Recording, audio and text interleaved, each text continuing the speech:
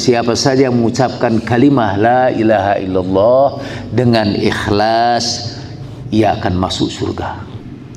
Untuk apa Nabi itu diutus?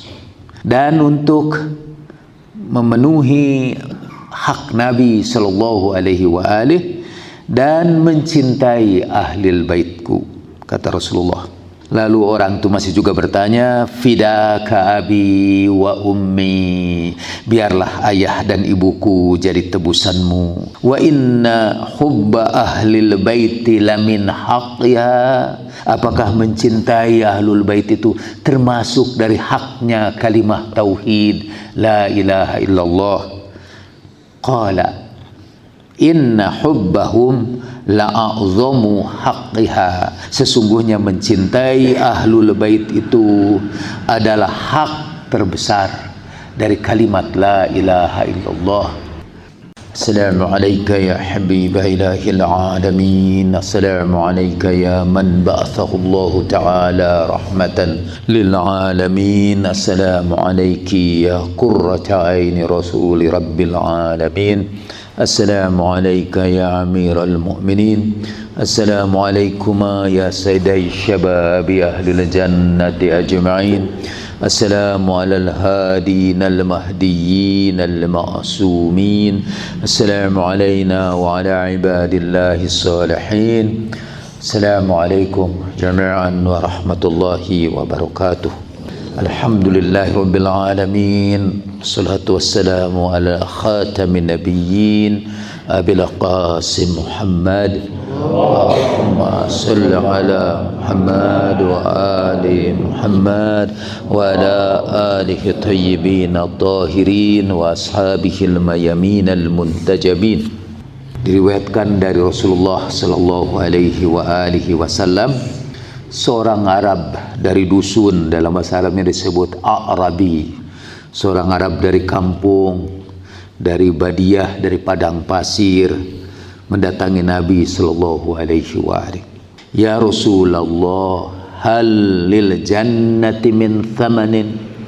Ya Rasulullah, apakah ada harganya surga itu? Berapa ongkosnya surga itu? Berapa biayanya surga itu? Nabi bersabda, "Na'am."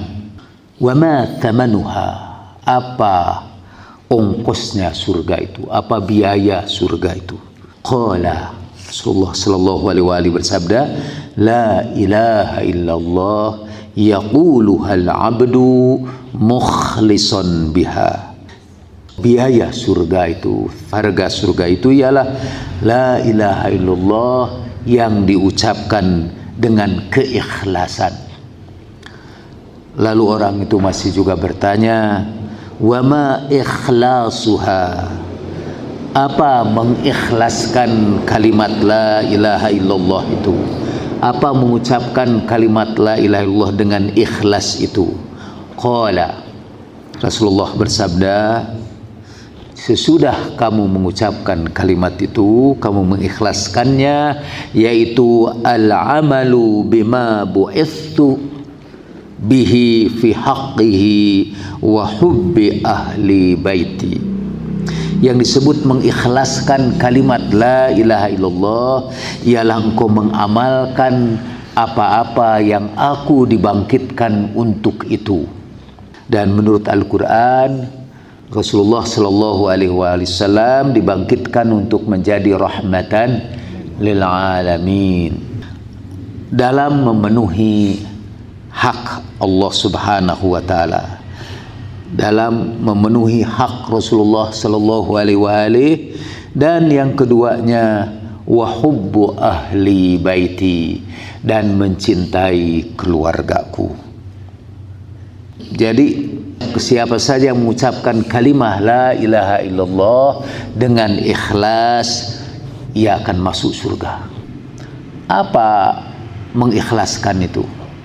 Artinya mengamalkan untuk apa Nabi itu diutus, dan untuk memenuhi hak Nabi sallallahu alaihi wa alihi dan mencintai ahlil baitku, kata Rasulullah.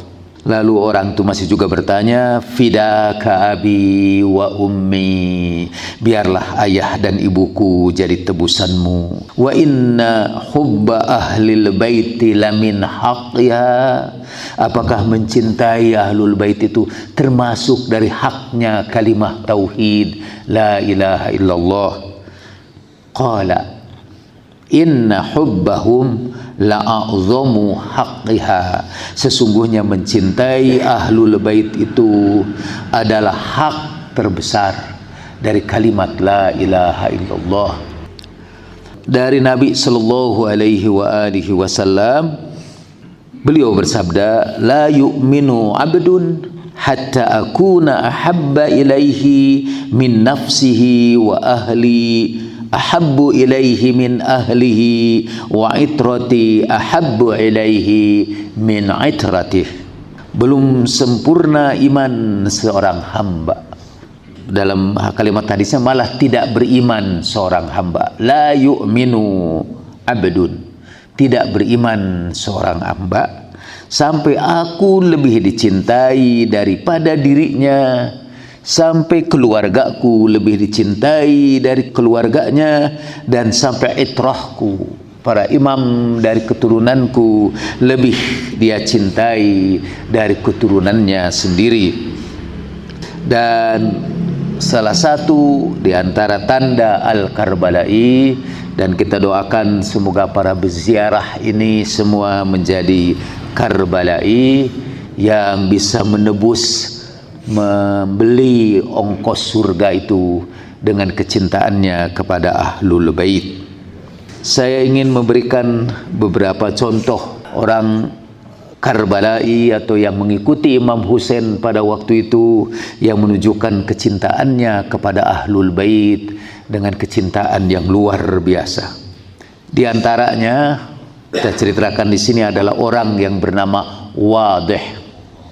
Mungkin jarang kita dengar di antara seorang sahabat Imam Husain di Karbala adalah orang bernama Wadih, dari orang Turki. Dia budaknya Al-Haris Al-Madhaji. Sudah bisa lihat dalam daftar orang-orang yang gugur di Karbala. Jadi pekerjaan rumah juga untuk saudara cari nama Wadih At-Turki Maula Al-Haris. Ia gugur waktu ia jatuh tersungkur di Karbala. Sebelum Syahid menjemputnya, masya ilaihil imam alaihi salatu wassalam. Imam berjalan menemui dia. Kemudian imam menemui dia yang sudah terbaring itu, imam peluk dia. Imam cium pipinya. Dan dia berkata, Wadih itu berkata, man mithli wabnu Rasulillah sallallahu alaihi wa alihi wadi'un khaddahu an khaddi. Siapa yang seperti aku mendapat kehormatan karena putra Rasulullah sallallahu alaihi wa alihi meletakkan pipinya di atas pipiku. Thumma fadat nafsuhu tahirah, dan kemudian terlepasnya ruhnya yang suci dalam ungkapan kecintaan kepada imam. Dia bangga bahwa hari-hari terakhirnya ialah imam meletakkan pipinya yang mulia di atas pipinya.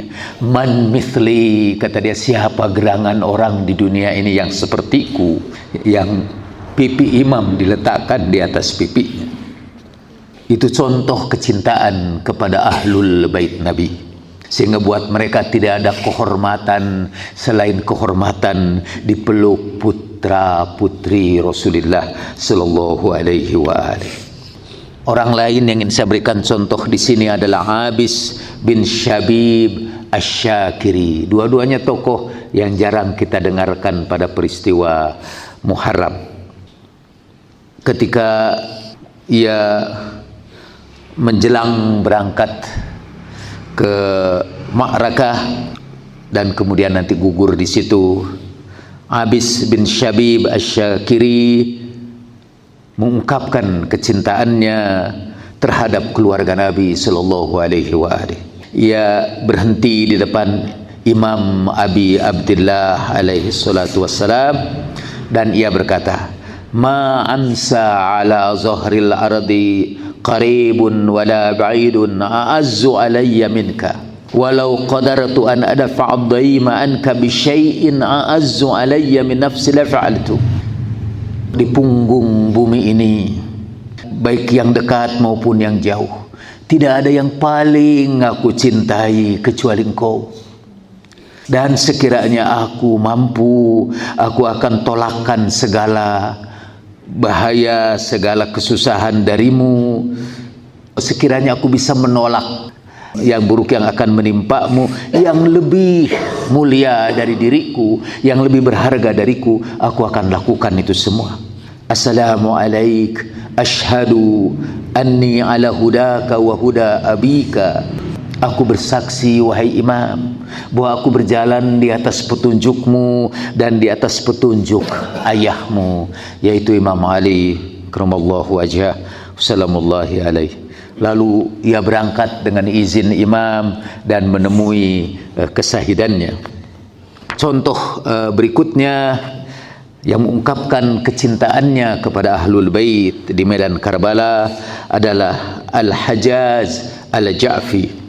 Ketika ia kembali dari medan pertempuran setelah ia bertarung habis-habisan dengan tubuh yang mukhaddaban bidima, dengan tubuh yang dicelup dengan darah seluruh tubuhnya, ia datang untuk terakhir kalinya menemui Imam Hussein dan masih juga menggumamkan puisinya yang terakhir. Dia seorang yang piawai dalam menggunakan bahasa. Jadi dia datang dengan berselimutkan darahnya menemui Imam Hussein, dan di depan imam dia berkata, al-yawm alqa jaddaka nabiyya thumma abaka dhan nada aliyan dzalika alladhi na'rifuhu al-wasiyya. Hari ini aku sebentar lagi akan berjumpa dengan kakekmu sang nabi dan ayahmu yang memiliki kekuatan, yaitu Ali. Itulah yang kami kenal sebagai wasi. Puisi ini diantara yang saya masukkan ke dalam disertasi saya untuk menunjukkan bahwa kata wasi sudah dikenal, dinisbahkan kepada Imam Ali hatta di Karbala sedikit pun. Saya ingin memberikan dua contoh lagi, dua Jabir. Jadi nama keduanya Jabir, dari keluarga Jabir, yaitu Saif bin Harith Al-Jabiri dan Ibnu Ammi, dari saudara sepupunya Malik Al-Jabiri. Ketika mereka mau berangkat perang, keduanya menangis. Dan Imam Hussein bertanya, ma yubkikuma, apa yang menyebabkan engkau berdua itu menangis? Inni la arju an takuna ba'da sa'atin qarirail ain. Aku ingin engkau sesudah ini menjadi kecintaanku, orang-orang yang paling aku cintai, menjadi qurrata aini. Lalu ia berkata, ju'ilna fidak, mudah-mudahan kami dijadikan tebusanmu wahai imam. Ma ala anfusina nabki, kami bukan menangis untuk diri kami, walakin nabki alaik, kami tangisi engkau. Kami lihat engkau sudah dikepung oleh musuh-musuhmu. Naraka qad uhita bika wa la naqdiru an nanfa'aka, dan kami tidak mampu untuk membelamu. Kami sudah tidak lagi memberikan manfaat kepadamu. Kami menangis bukan menangisi dirimu, kami menangis karena memikirkan engkau, karena engkau sudah dikepung dan kami tidak mampu untuk memberikan manfaat kepadamu. Dan Imam Hussein berkata, juzitu man ahlil bait alaihimussalam khaira. Kemudian mereka berdua berperang dan keduanya terbunuh. Dia mengutamakan kecintaannya kepada Imam Hussein. Menangisnya bukan karena dirinya, menangisnya karena Imam Hussein, karena ia tidak mampu memberikan kontribusi untuk Imam Hussein. Satu lagi kisah yang ini agak dikenal, yaitu Muslim bin Ausajah. Imam Hussein pada waktu dia gugur sebagai syahid, dan sudah gugur Imam Husain alaihissalam, dan bersamanya Habib bin Mazohir yang sudah kita ceritakan. Habib bin Mazohir berkata kepadanya, jadi dia sudah terbujur tinggal menghembuskan nafas yang terakhir. Sekiranya, kata dia, aku tidak tahu bahwa aku pun akan menyusul kamu. Aku sangat senang sekali untuk menyampaikan wasiat yang kau berikan kepada aku. Karena ini orang mau meninggal dunia, jadi kan dianjurkan untuk memberi wasiat kepada orang yang masih hidup. Tetapi ia berkata, tapi aku bakal menyusul kamu. Sekiranya aku tidak menyusul kamu dan mati juga, aku ingin menyampaikan wasiat kamu. Engkau sahabatku yang sejati dan aku ingin menyampaikan wasiat kamu. Apa kata Muslim bin Aus saja? Usika bihadza. Aku hanya mewasiatkan kepadamu tentang orang ini, sambil menunjuk kepada imam. Wa asyara ilal Husain antamu taduna. Dan dia berwasiat, engkau harus mati demi Imam Husain. Kalaupun ada wasiat terakhir dariku, ialah kau perhatikan imam ini. Aku wasiatkan kau untuk mati demi imam. Lalu Habib bin Mazahir berkata, af'al wa rabbil Ka'bah. Aku akan lakukan demi Tuhan yang memelihara Ka'bah. Wa fadat ruhuhu bainahuma. Dan akhirnya ruhnya yang suci terlepas di hadapan keduanya, yaitu di hadapan Imam Husain dan di hadapan Habib bin Mazohir. Kalau kita mungkin meminta wasiat kepada jemaah-jemaah yang bakal berangkat, pastilah mereka akan berkata seperti Muslim bin Aus saja, wasiatku kepada kalian yang ditinggalkan ialah teruslah perjuangan kamu untuk membela Imam Husain. Tumpahkan darahmu di jalan Muhammad, walau syahid Mbak Husain. Seperti kita ketahui, sebelum pada malam terakhir itu Imam Husain kan menyuruh orang-orang untuk pergi meninggalkan Karbala. Buat mereka yang dalam hatinya ada sedikit cinta dunia, diberikan izin untuk berangkat di malam yang gelap itu supaya musuh tidak mengetahuinya. Itu ditawarkan kepada sahabat-sahabat imam yang setia. Lidzalika ma kana minhu inda ma sami'a kalam al-imam alaihi salam illa an waqa'a ala qadamai yuqabbiluhuma wa yaqul. Setiap sahabat yang mendengarkan ucapan Imam Husain itu yang menyuruh pergi, setiap sahabat yang mendengarkan itu semuanya merebahkan dirinya di depan imam dan mencium kedua telapak kaki imam sambil berkata, sakilatni ummi inna sayfi bi alfin wa farsi mithlah fa wallah ladhimanna bika alayya la faraqtuka hatta yakla min faryin wa jaryin. Demi Allah, kalau aku harus meninggalkan kau, alangkah baiknya kalau dulu ibuku menggugurkan kandunganku. Sesungguhnya pedangku, kudaku seperti itu. Demi Allah yang telah menganugerahkan kehadiran engkau kepada aku, yang menganugerahkan kesempatan bagiku untuk bersamamu. La faraqtuka, aku tidak akan meninggalkan engkau sampai patah pedang-pedang yang digunakan dan sampai jatuh kuda-kuda yang ditunggangi. Ucapan mereka yang mengatakan, yang mencium kedua kaki imam karena kecintaannya kepada imam, itu adalah contoh-contoh orang yang menunjukkan kecintaan kepada Ahlul Bait, dan itu salah satu contoh Karbala'i. Segera setelah Saddam Hussein jatuh, maka untuk pertama kalinya diadakan jalan kaki Arba'in dari Najaf ke Karbala. Jadi yang saudara lakukan sebetulnya melanjutkan tradisi yang dari dahulu orang berjalan jauh, tapi tradisi itu karena penindasan dan kezaliman Saddam Hussein, Mereka menghentikannya, tapi begitu Saddam Hussein jatuh, segera tidak lama setelah itu, dan tentara Amerika masih hadir di situ, terjadilah rombongan jutaan orang yang mengejutkan yang berjalan dari Najaf ke Karbala. Rombongan yang mengejutkan ini disebut sampai seorang dari Amerika yang menyaksikan itu mengatakan, ini rombongan atau pejalan kaki terbanyak sedunia. Waktu itu setelah orang-orang Hindu yang berjalan menuju Sungai Gangga. Tapi belakangan rombongan itu makin lama makin bergerak, dan pada perjalanan yang pertama tiba-tiba terjadi ledakan dahsyat, dan katanya orang menyaksikan melihat potongan-potongan tubuh bertebaran, dan mereka panik. Mereka semua panik itu, tidak bubar meninggalkan tempat itu, tapi berlomba-lomba menuju Al-Haram. Seakan-akan mereka menjemput, mau gabung dengan para syuhada ini, berharap bahwa ledakan itu akan mengenai mereka. Dan apa yang terjadi sesudahnya? Tahun berikutnya rombongan itu makin lama makin banyak, sampai sekarang.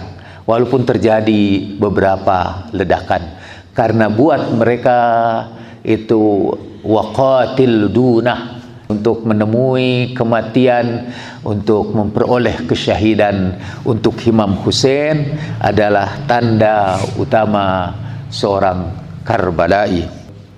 Saya masih terkesan dengan kisah yang dikisahkan kepada saya. Kisah ini dikisahkan oleh kakaknya ketua ICC, Abdul Majid Hakimulahi.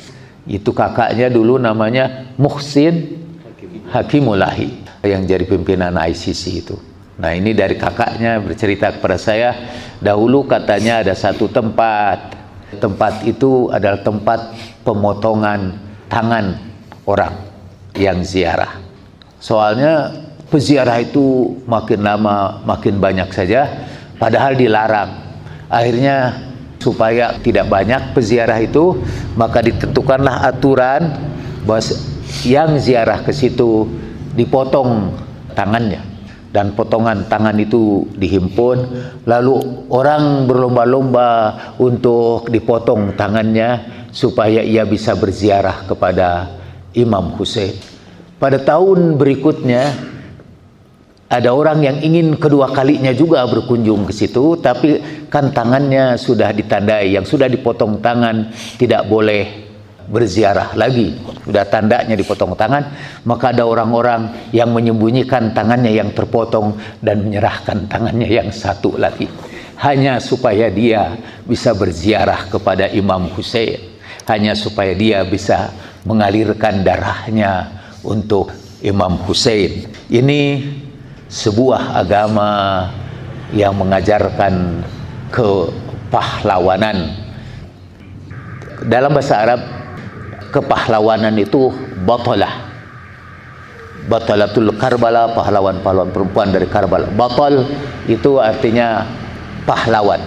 Dan dalam kamus Al-Mughni, itu salah satu kamus bahasa Arab, yang disebut kepahlawanan itu, kata kerjanya batula. Kata kerja batula itu kepahlawanan itu cirinya 3, kata dia. Cirinya itu, 1, istabsala. Istabsala itu ialah, di dalam bahasa Arab terjemahannya, dengan berani menghadapi bahaya untuk satu tujuan yang mulia. Istabsala. Jadi ciri berbuat kepahlawanan itu ialah istabsala, bersedia menempuh bahaya. Disebut juga keberanian. Keberanian, asyuja, kata seorang pemberani yang menghadapi bahaya untuk satu tujuan mulia. Ajaib bahwa definisi ini itu definisi kamus-kamus bahasa Inggris tentang hero. Hero ialah seorang yang memiliki courage, keberanian untuk menempuh, mengatasi segala obstacle, segala rintangan. Jadi seorang yang berani menempuh segala rintangan. Ada ucapan seorang pemikir barat bahwa yang disebut pahlawan adalah seorang yang menempuh bahaya untuk sesuatu yang lebih besar dari dirinya, bigger than himself, untuk sesuatu yang lebih besar dari dirinya. Apa artinya kita di hadapan Imam Husain salamullahi alaihi? Tentu apalagi artinya kita di hadapan Rasulullah sallallahu alaihi wasallam. Kalau kita berjuang untuk kepentingan diri kita, untuk sesuatu yang sama sekali tidak berarti, tapi ini berjuang untuk something bigger atau someone bigger than himself, untuk sesuatu yang berbeda. Itu kandungan kata istabsalah.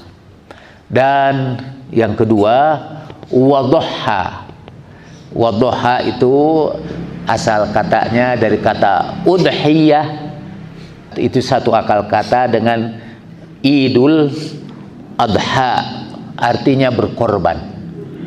Berkorban itu doha. Jadi seorang pahlawan itu ialah orang yang dengan berani menempuh segala rintangan dengan keberanian plus kesediaan untuk mengorbankan dirinya untuk sesuatu tadi yang lebih besar. Wadhaha. Jadi istabsala wadhaha. Saya baru ingat dua aja untuk kepahlawanan itu. Dan Al-Karbala'i adalah batal. Para pahlawan adalah orang-orang yang tadi itu bersedia menempuh dengan berani, menempuh segala rintangan untuk sesuatu yang lebih tinggi. Dan yang kedua, doha dalam kata kerjanya, yaitu berkorban, memberikan pengorbanan. Saudara-saudara ingat kata Mahatma Gandhi, salah satu dosa besar modern ialah mereka menjalankan agama tanpa kesediaan untuk berkorban. Religion without sacrifice. Itu dosa orang modern yang paling besar, adalah menjalankan agama tanpa kesediaan berkorban. Dan saudara, alhamdulillah, beruntung dipilih Allah Subhanahu wa taala untuk melatih diri untuk sesuatu yang lebih agung dari saudara-saudara. Saudara semua insya Allah akan menjadi peziarah, dan kita berdoa mudah-mudahan imam dan para syuhada menyambut saudara. Sampaikan juga ziarah kami dari jauh kepada Al-Imam, kepada Imam Ali, Imam Husain, para imam lainnya, dan juga para syuhada alladzina istashhadu baina yadayil imam, yang semuanya gugur mengalami kesahidan di depan imam.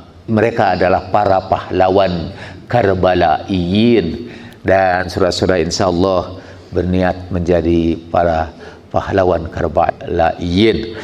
Kalau ada nasihat mungkin yang bisa disampaikan dari saya kepada saudara-saudari yang berangkat, ialah saudara-saudara menjadi tamu Imam Husain dan bertindaklah sebagai tamu yang baik. Perbanyak zikir kepada Allah Subhanahu wa taala. Perbanyak juga gunakan kesempatan itu untuk majelis-majelis ilmu, karena itu adalah akhlak yang utama dari para pengikut Imam Husain. Kemudian saling membantu di antara sesamanya. Yang belum kita bahas sampai saudara pergi ialah tanda yang keempat dari Karbala'i, yaitu berkhidmat kepada sesama manusia, menyebarkan cinta kasih kepada paling tidak sesama peziarah, saling membantu, sebarkan kasih sayang kita. Yang membedakan saya kira para peziarah Imam Husain dari para pelaku haji di Mekah ialah di sana tidak ada kita berdesak-desakan dengan saling menginjak atau saling mendorong satu sama lain, tapi yang ada walaupun berdesakan saling memberikan kesempatan di antara sama juga. Belajarlah dari para pengkhidmat peziarah yang akan saudara lewati dari berbagai mauqif yang mengkhususkan hari-hari mereka untuk melayani saudara-saudara. orang-orang kaya yang menghamparkan karpetnya di jalan-jalan raya untuk diinjaki oleh para peziarah dan menghimpunkan debu-debu dari kaki para peziarah sebagai sesuatu yang memberkati mereka. Itu saudara boleh hamparkan serban saudara dan biar diinjak oleh para peziarah. Semuanya untuk mengambil berkah dari para peziarah. Pengambilan berkah adalah lambang dari cinta yang kita sebarkan kepada orang lain. Rasulullah mengajarkan kita untuk mengambil berkah bisa dengan mencium kaum fukara dan masakin, dan mengambil berkah dari fukara masakin itu menunjukkan kecintaan Rasulullah kepada mereka. Begitu pula ketika kita mengambil berkah, mencium tangan para ulama, mengambil berkah dari para ulama, itu juga tanda bahwa kita mencintai mereka. Sekali lagi, kalau sudah mungkin melupakan seluruh nasihat saya, insya Allah jangan lupa untuk belajar berkhidmat kepada sesama manusia. Saya sebetulnya ingin juga berkhidmat kepada saudara dengan memberikan bekal kepada saudara semua. Dalam hadis sebutkan, man jahaza ghazin au hajjan falahu ajrun mithlah. Barang siapa yang memberi bekal kepada orang yang berperang, maksudnya termasuk yang berangkat menuju makam Imam Hussein, kalau kita memberi bekal, maka kita akan memperoleh pahala sama dengan orang yang berziarah itu atau yang haji itu tanpa mengurangi pahalanya sedikit pun juga. Tapi karena saya tidak sanggup membekali saudara seluruhnya, yang bisa saya bekalkan cuma manasik ini saja. Mungkin saudara akan berkata, aduh Pak, itu manasik itu lebih utama dari segi uang. Tapi sebetulnya saya minta izin kepada saudara, ada uang pada saya, tapi karena saudara udah memiliki kemampuan untuk berangkat, izinkan uang saya yang saya berikan kepada fukara dan masakin itu saya niatkan sebagai sedekah untuk perjalanan ziarah saudara ke sana. Teriring juga terakhir kalinya, berkali-kali lagi diucapkan lagi, doakan kami yang ditinggalkan di sini. Doakan juga para pengikut Ahlul Bait di sini, tidak dengan mendoakan semoga bala dan ujian-ujian tidak menimpa pengikut Ahlul Bait. Jangan doakan seperti itu, karena ujian-ujian adalah nasib para pengikut Ahlul Bait. Tapi doakanlah bahwa kami memiliki kesabaran untuk memikul semua ujian yang kami hadapi di sini, mengikuti firman Allah Subhanahu wa taala di aras yang agung, mengikuti sabda Nabi sallallahu alaihi wasallam kepada Imam Ali, dan mengikuti perkataan Imam Ali kepada sahabat-sahabatnya, yaitu kaifa sabruk. Jadi doakan kami supaya semua di sini mampu bersabar menanggung segala ujian-ujian yang menimpa kami. Wa ma taufiqi illa billah, alaihi tawakkaltu wa ilaihi unib. Wassalamualaikum warahmatullahi wabarakatuh.